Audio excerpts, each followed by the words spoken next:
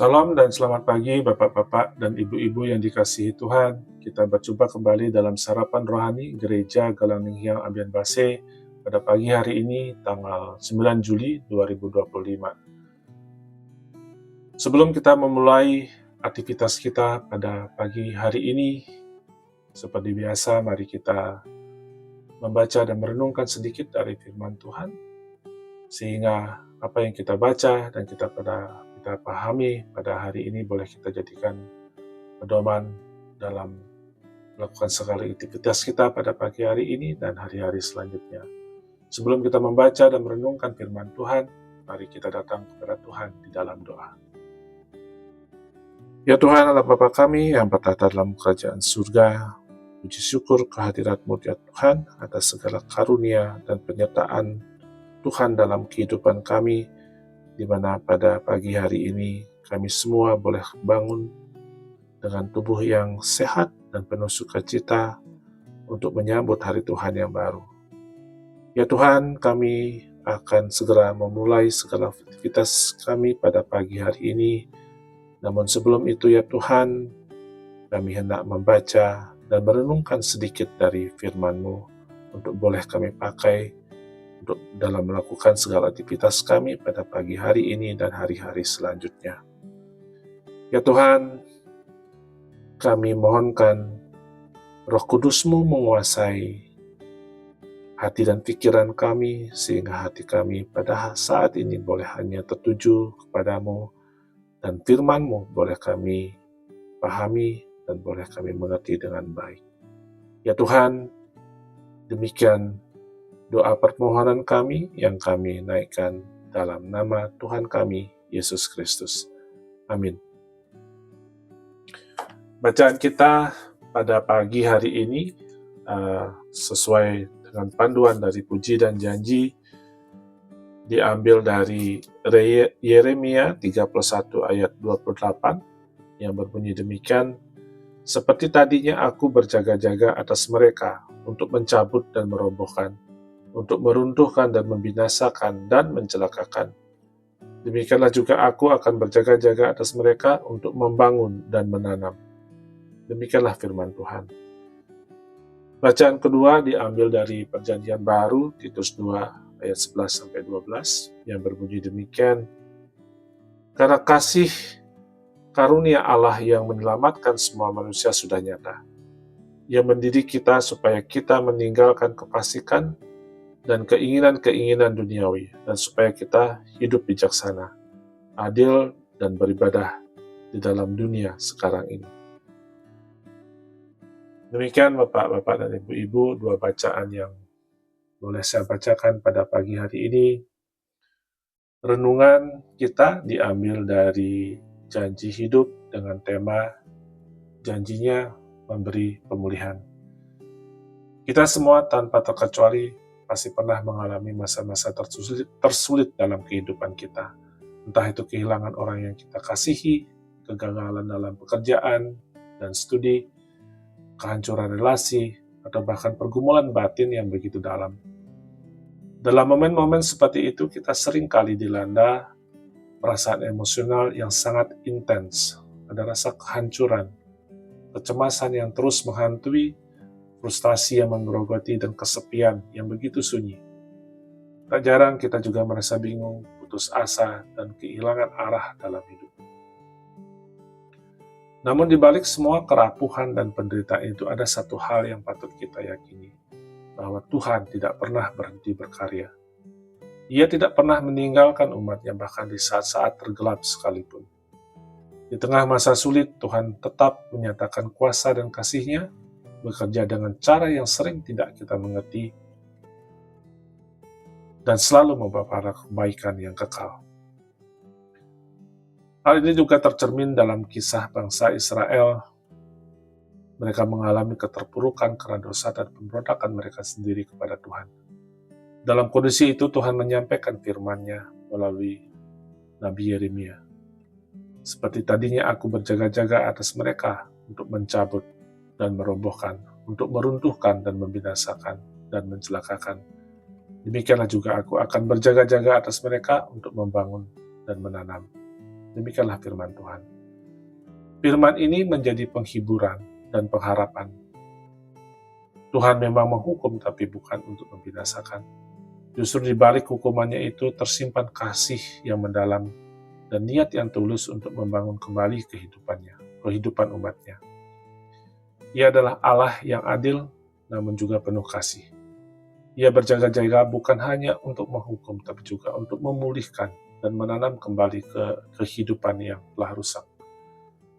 Dalam bacaan kedua, Titus 2 ayat 11-12 ditegaskan bahwa kasih karunia Tuhan membawa pemulihan yang menyeluruh, bukan hanya secara lahiriah tetapi juga secara batiniah.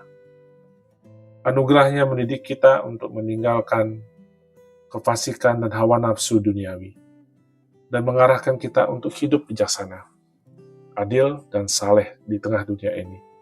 Dengan kata lain, Tuhan tidak hanya memperbaiki keadaan luar kita, tetapi juga membentuk hati dan karakter kita menjadi serupa dengan kehendak-Nya. Melalui perenungan firman hari ini, kita diajak untuk percaya sepenuhnya bahwa masa sulit bukanlah akhir dari segalanya. Bahkan jika kita jatuh dalam dosa atau berada dalam lembah penderitaan, Tuhan tetap punya rencana pemulihan yang penuh kasih. Ia bukan hanya menghukum, tetapi juga membuka jalan pertobatan, dan pembaruan. Keselamatannya tidak terbatas bagi kelompok tertentu saja, tetapi tersedia bagi semua orang yang mau merendahkan diri dan menerima kasih karunia-Nya. Oleh karena itu, ketika kita merasa lemah, jatuh, atau sedang menghadapi tantangan berat, ingatlah bahwa Tuhan sedang berjaga-jaga atas hidup kita. Ia sedang menanam benih harapan baru, membangun kembali apa yang runtuh, dan memulihkan apa yang telah hancur. Kasih karunia-Nya nyata, menguatkan, dan menuntut kita untuk hidup dalam kebenaran dan takut akan Tuhan. Demikian perenungan yang boleh saya bagikan pada pagi hari ini. Mari kita datang kepada Tuhan di dalam doa. Ya Bapa di surga, terima kasih untuk anugerah kehidupan yang baru di hari ini. Terima kasih karena Engkau membangunkan kami dengan kekuatan yang baru, dan kasih setia-Mu tidak pernah habis, selalu baru setiap pagi. Tuhan, sebelum kami melangkah menjalani hari ini, kami menyerahkan seluruh rencana kami ke dalam tangan-Mu. Tuntunlah setiap langkah kami, perkataan kami, dan pikiran kami, supaya semuanya selaras dengan kehendak-Mu. Kiranya Engkau memberkati setiap tugas, pertemuan, dan keputusan yang kami ambil hari ini, agar semuanya membawa kebaikan dan kemuliaan bagi nama-Mu.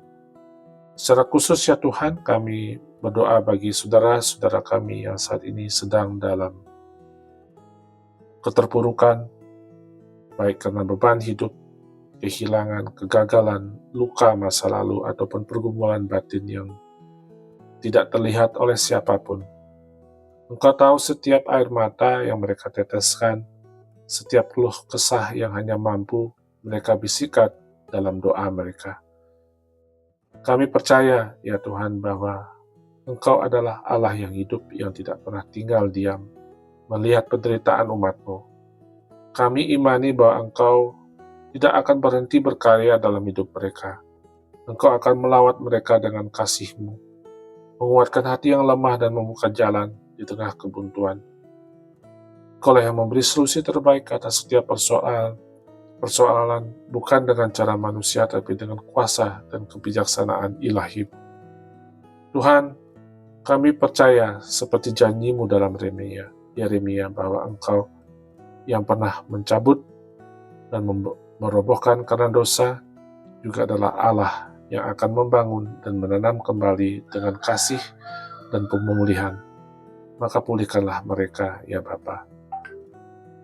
Bangun kembali apa yang telah hancur, tanamkan pengharapan yang baru di tanah hati mereka yang gersang. Jadikan setiap luka sebagai lahan di mana kasih-Mu bisa bertumbuh dan berbuah. Kami serahkan mereka sepenuhnya ke dalam tangan-Mu yang penuh kuasa dan belas kasih. Kami percaya Engkau yang memenuhi memulai pekerjaan baik dalam hidup mereka, akan setia menyempurnakannya sampai pada akhirnya. Kami juga menaikkan doa bagi orang-orang terdekat kami. Tuhan sertailah dan berkatilah orang tua kami. Berikan mereka kesehatan, sukacita, dan damai sejahtera dari surga. Berkatilah pasangan kami, agar kami bersama-sama semakin dekat kepadamu dan saling menguatkan dalam kasih. Lindungilah anak-anak kami, tumbuhkan mereka dalam iman, hikmat, dan takut akan Tuhan sejak dini. Dan untuk semua teman dan sahabat yang Engkau tempatkan dalam hidup kami, jadikanlah kami saling mendukung, menguatkan menjadi saluran berkat dan kasih-Mu.